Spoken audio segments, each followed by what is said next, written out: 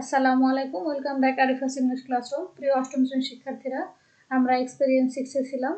অনেকগুলো অ্যাক্টিভিটি আমরা শেষ করেছি। আজকে আমরা 6.3.2 একটি অ্যাক্টিভিটি নিয়ে আলোচনা করব। এর আগের পার্টে আমাদের শিশু শ্রমের নৈতিক বিষয় এর উপরে একটা অনুচ্ছেদের প্রথম অংশ দেওয়া ছিল, সেটি আমরা করেছিলাম এবং সেখান থেকে আমাদের কিছু বিষয় ছিল, সেটা তোমাদের একটু দেখে নিয়ে আসি, তাহলে এই অ্যাক্টিভিটি তোমাদের জন্য সহজ হবে।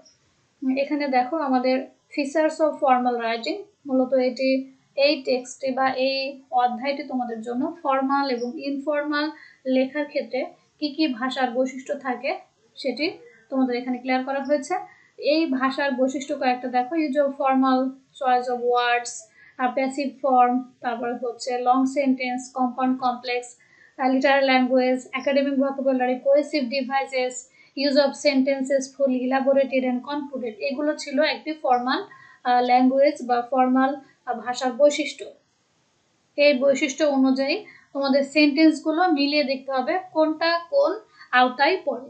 সো এটি আমরা আগের ক্লাসে করেছিলাম। আজকে আমরা একই বিষয়ের উপরে নেক্সট যে শেষ পার্টে আছে সেটি করব। চলো আমরা দেখে নিই নির্দেশনায় কি আছে, তারপর এখানে আমরা কাজগুলো শেষ করবো ইনশাআল্লাহ। Read the last part of the text. এই টেক্সটের শেষ অংশটি পড়ো। বিষয়টা কি ছিল আমাদের? Ethical issues of child labour, শিশু শ্রমের নৈতিক বিষয়। গিভেন বিলো, নিচে দেওয়া আছে, সেটি আমরা পড়ে দেখব। ইন গ্রুপস, দলীয়ভাবে, discuss and identify formal features of the sentences numbered 1, 2, 3, 4, 5, 6 and 7। সেখানে 7টি আমাদের সেন্টেন্স দেওয়া আছে। এখানে কি বলা আছে দেখো, ফর্মাল ফিচার্স মানে আনুষ্ঠানিক ভাষার বা একটি সেন্টেন্সের যে বৈশিষ্ট্য সেগুলো তোমরা চিহ্নিত করবে, দলীয়ভাবে আলোচনা করবে। এখানে 7টি সেন্টেন্স দেওয়া আছে। You can mention the features from activity 6.3.1। সেখানে তুমি যে আমি আগের ক্লাসে করিয়েছিলাম, আজকে প্রথমে আমি দেখে নিয়ে আসলাম উপরের যে বক্সটি 6.3.1-এ এখানে যে ফিচারগুলো দেওয়া আছে, বৈশিষ্ট্য দেওয়া আছে, তার আলোকে তুমি করবে।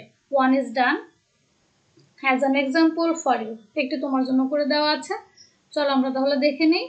প্রথমে আমরা এর যে শেষ অংশ আছে শিশু শ্রমের নৈতিক বিষয়, এই অংশটা পড়ব। এরপরে যে নাম্বার অফ দ্য সেন্টেন্সগুলো আছে সেগুলো আমরা 6.3.1-এর আলোকে মিলিয়ে দেখব কোনটি কোন আওতায় পড়ে। চলো আমরা ফার্স্টে বাংলা করে পড়ে নিই, আর মনোযোগ দিয়ে তোমরা পড়লে অবশ্যই বিষয়টা বুঝতে পারবে। However, যাই হোক, the mind of a child is always growing and learning new things. However, যাই হোক, শিশুদের মন সর্বদাই নতুন কিছু শিখছে এবং বেড়ে উঠছে। They are innocent and very fragile emotionally. তারা খুবই নিষ্পাপ এবং আবেগিকভাবে ভঙ্গুর। এখানে ফ্রেজাইল মানে হচ্ছে ভঙ্গুর প্রকৃতির। আর ভঙ্গুর বলতে তোমার সহজেই কিন্তু ভেঙে যায়। আর তোমরা নিশ্চয়ই উপরে দেখে এসছো যে ফর্মাল রাইটিং এর বৈশিষ্ট্য হচ্ছে লিটারেল ভাষা ছিল আমাদের, সাহিত্যিক একটা যে কথা, এখানে কিন্তু ফ্রেজাইল বলতে তোমার সেই বৈশিষ্ট্যটা চলে আসছে। ফ্রেজাইল মূলত অ্যাকচুয়ালি ভঙ্গুর প্রকৃতির। কিভাবে ভঙ্গুর? তুমি একটা শিশুকে যে কোনো একটা কথা বলে দেখবে, সে কিন্তু সহজেই মন খারাপ করে, কেঁদে ফেলে। সো তার মনটা কিন্তু সহজেই ভেঙে যায়, প্রচুর আবেগ কাজ করে।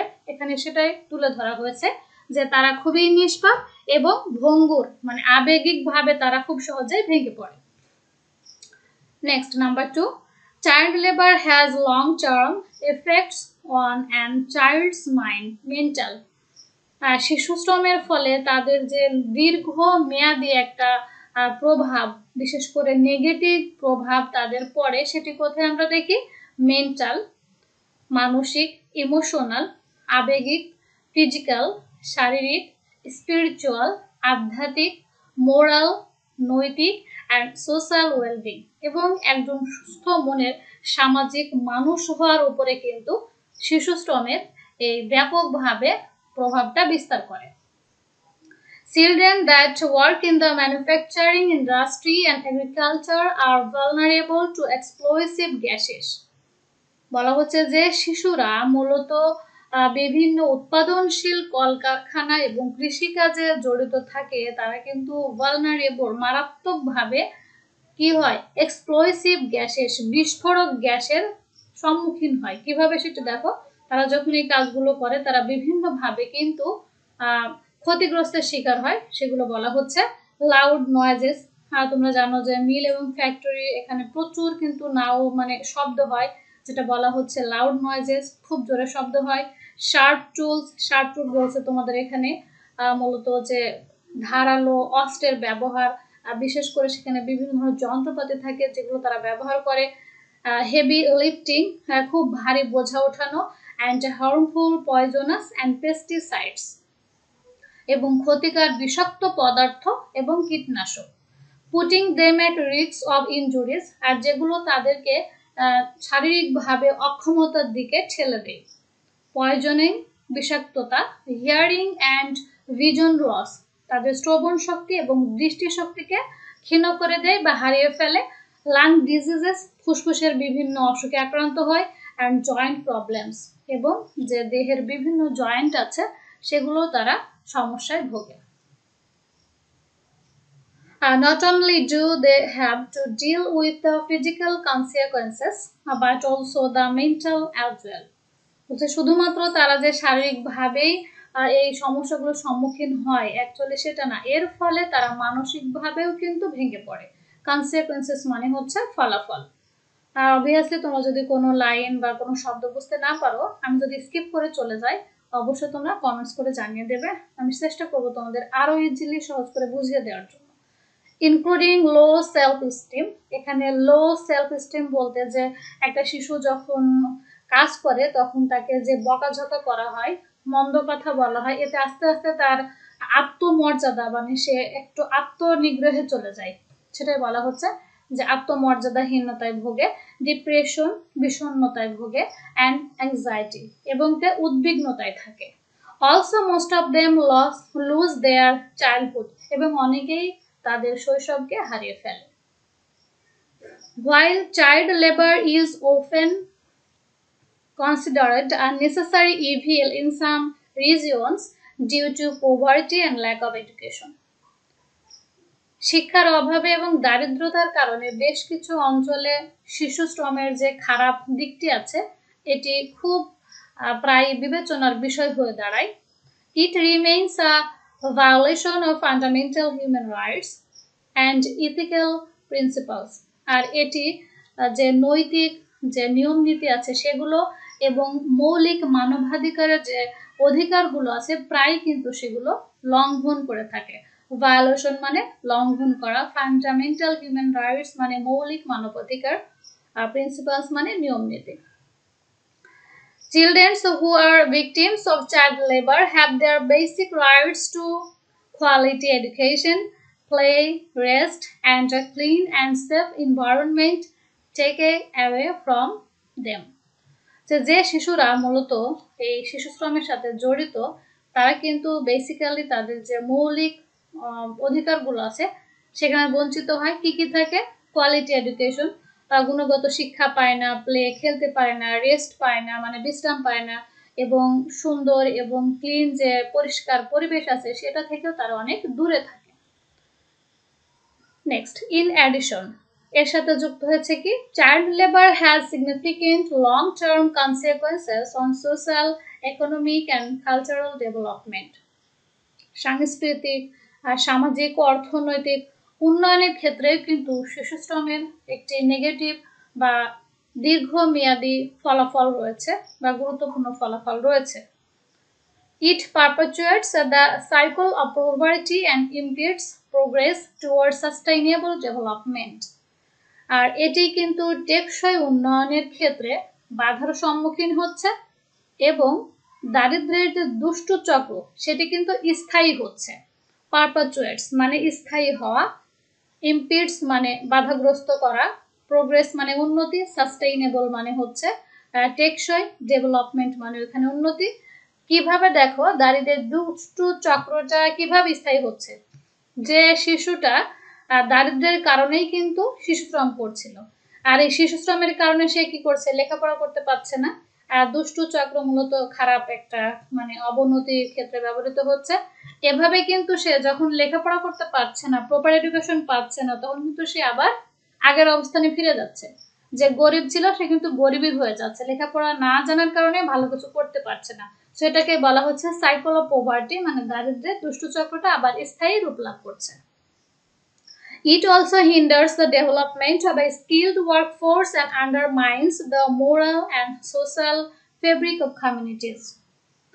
আর এটির ফলে কিন্তু কি হচ্ছে, বাধাগ্রস্ত হচ্ছে উন্নত যে ওয়ার্কফোর্স তৈরি করা, জনশক্তি তৈরি করা এবং নৈতিক সামাজিকভাবে যে একটা ভালো মানুষ হিসেবে গড়ে উঠবে, এটিও কিন্তু বাধাগ্রস্ত হচ্ছে। The eradication of child labor is a complex task.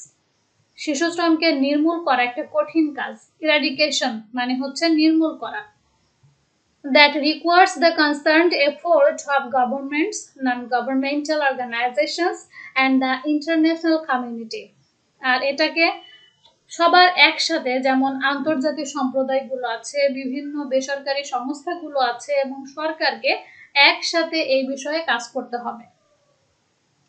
Prevention of child labor can be achieved through the provision of education, awareness building and social services to of families.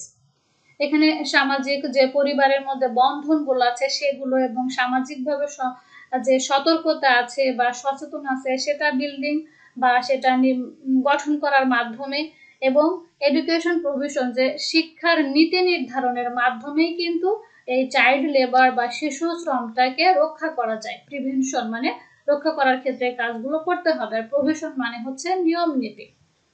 As well as the creation of laws and policies that can protect children from exploitation and abuse.